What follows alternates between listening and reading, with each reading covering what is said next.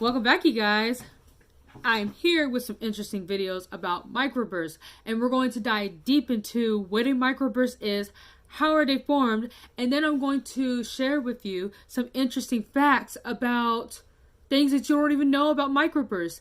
Again, my name is meteorologist Shelly Sinclair, and I am going to school you guys in some facts about microbursts, and we're going to dive deep into the scientific evidence that's hidden between learning about microbursts and other interesting facts that you don't know. Microbursts is relatively small weather events in which it tends to last from either a few seconds to over several minutes, and within that causes downbursts, which are affecting areas greater than 2.5 miles, in which the Fahrenheit scale tends to dot, and the scientists like Ted came up with the term microburst. So now we're going to dive into how microburst pretty much forms. And within that, microburst forms when a weather leading to an event of a microburst is developed through dry air, entertainment, and a phenomenon that occurs when dry air mixes with the precipitation in a thundercloud.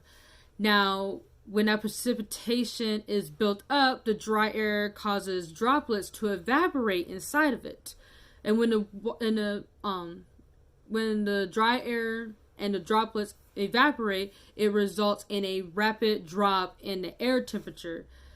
Normally, that's never good when the air temperature tends to drop rapidly. So, when that patch tends to cool off, then it begins to sink down. And then once it sinks down, it's gaining momentum. When it starts to gain momentum as droplets, it starts turning into a speeding column like ball of air, which is like bursting on down. So, as I'm about to show into the document to the next video, this is going to show cool air pretty much dropping down, and then the air is further pulled down to the ground.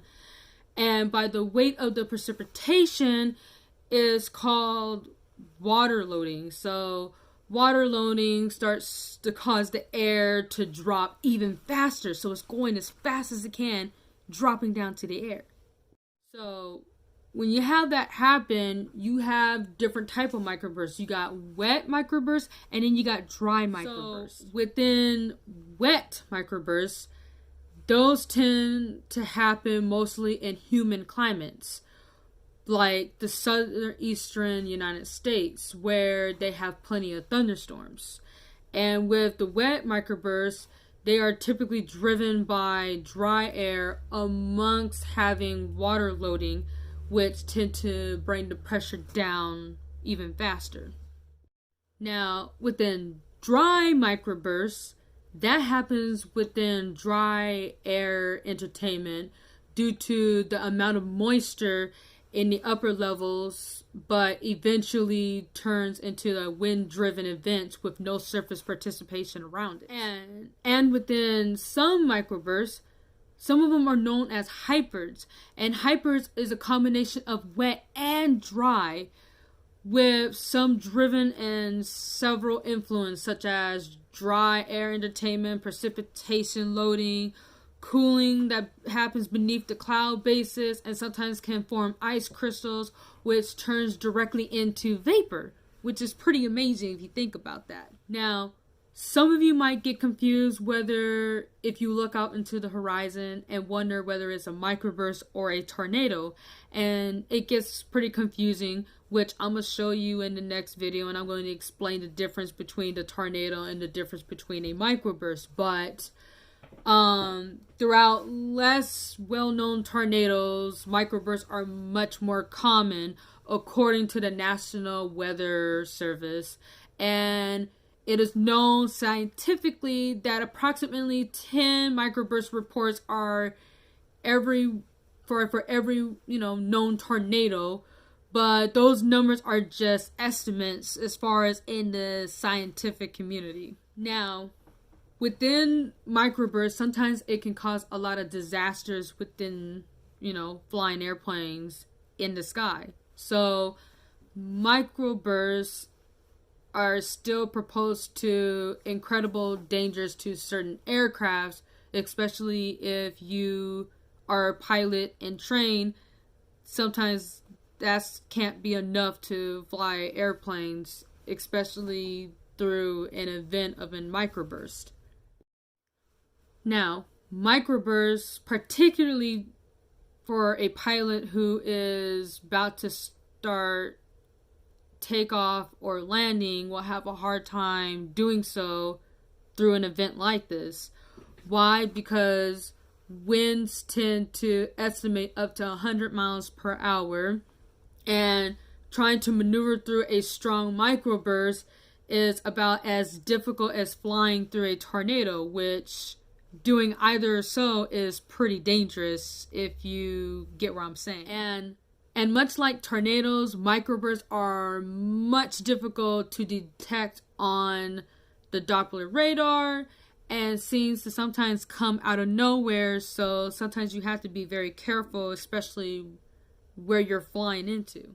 And while most pilots are trained to pretty much maneuver a plane with highly trained wind shears that occur especially throughout a microburst, a slight rapid change in wind speed or direction can sometimes surprise a pilot and cause certain damage, especially throughout a microburst, as for one that happened to a Delta 9191, which was a turning point, and calling for more scientific research on it is, quite frankly, no help.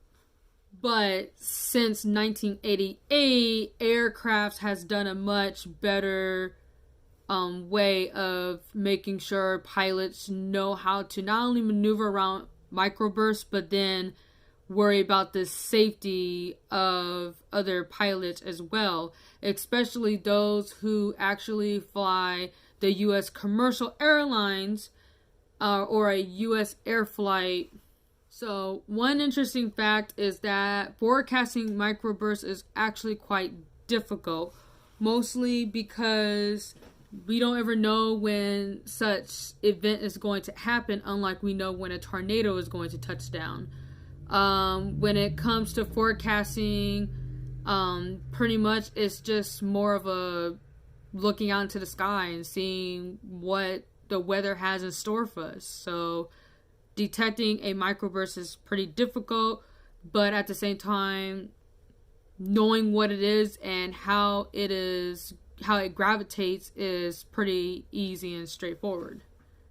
But one more interesting fact is pretty much a tool for being able to detect a microburst is the DCAPE, the downdraft convective available potential energy, which is a computation that is used to estimate the potential strength of a downdraft in a thunderstorm, and that sometimes can be very helpful for pilots and also people all around that may be affected by a microburst.